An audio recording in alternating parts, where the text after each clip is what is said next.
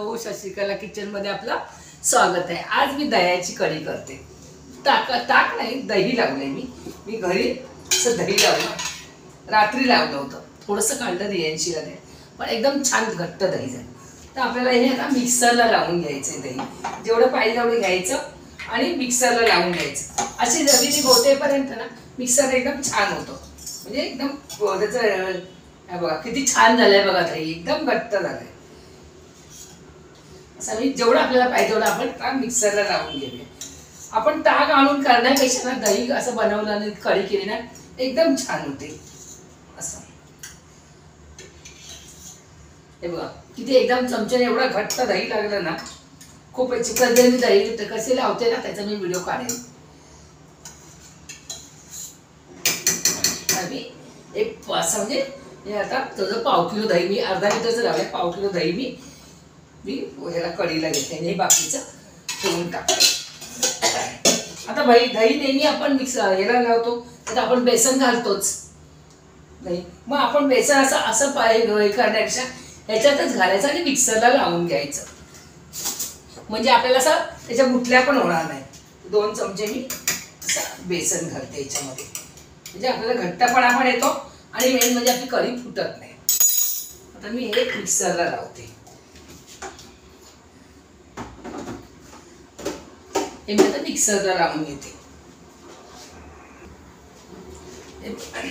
हे बघा बेसन आणि दही, हे 2 चमचे बेसन आणि दही मिक्सरला लावून घेतलंय। आता हे आपल्याला भांडं असं मिक्सरचं धुवून घ्यायचंय, ह्याच्यातच ओतायचंय, पाणी घालायचं आपल्याला, नंतर घालावंच लागेल।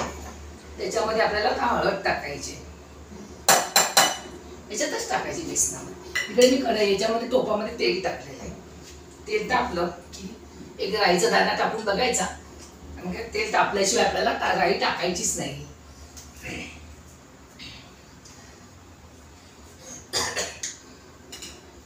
तेल तापलंय, मी राई टाकते।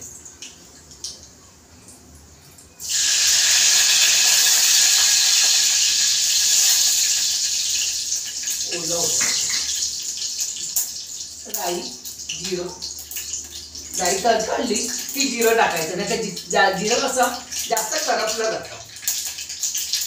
आणि मी 5 ते 6 पाकळ्या लसूणच्या घेतल्या।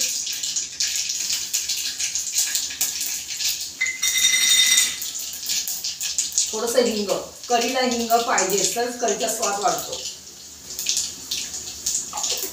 साधी सोपी कढी आपली महाराष्ट्रीयन कढी, कोणकोणाच्या प्रकारच्या खूप कढी वेगवेगळी असते।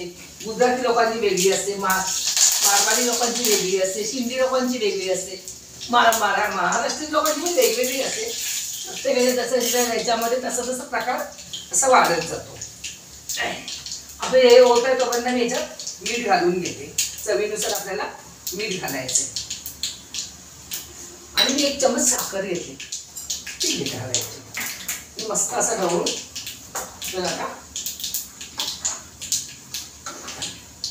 त्याला फोडणी द्यायची।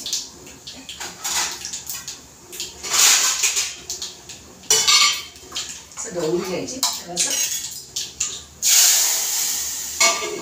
तुम्हाला सांगते नेहमी आपण कोणत्या गोष्टीला फोडणी दिली पटकन झाकण ठेवायचं, म्हणजे त्याचा स्वाद अजून वाढतो।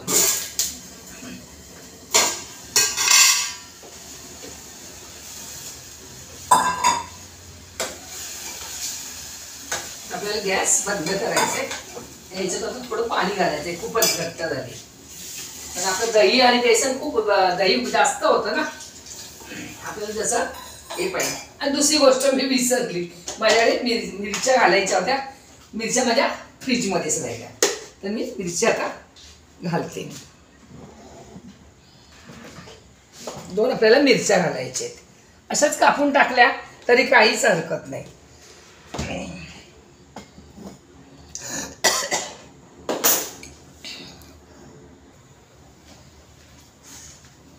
कढी ना अशी कोणी लागली सारखी हलवत बसायचं, असं कढी अशी फाटत नाही।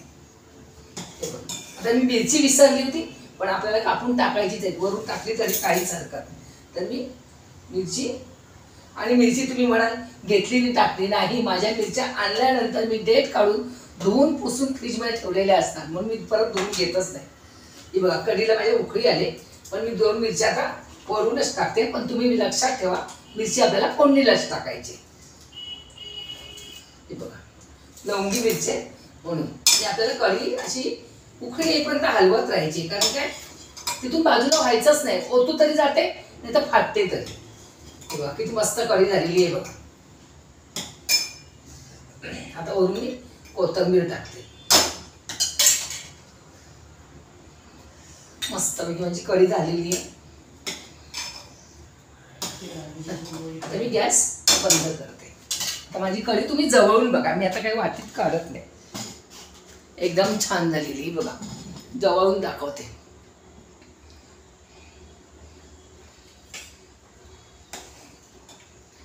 एवढी घट्ट करायची, ज्याच्या त्याच्या मैच्यावर आहे, घट्ट करा पातळ करा तुमच्या याच्याप्रमाणे आहे. पण दही तुम्ही मिक्सरला लावलात ना तर कढी घट्टच होते ताकापेक्षा, आणि ताकाची पिशवी आणली ना तर ती कमी घट्ट होते. चला कशी माझी वाटली कढी. माझ्या चॅनलला सबस्क्राईब करा, शेअर करा, आणि काय कमेंट असतील तर सांगा, बरं वाईट काय असेल ते सांगा. चला बाय बाय.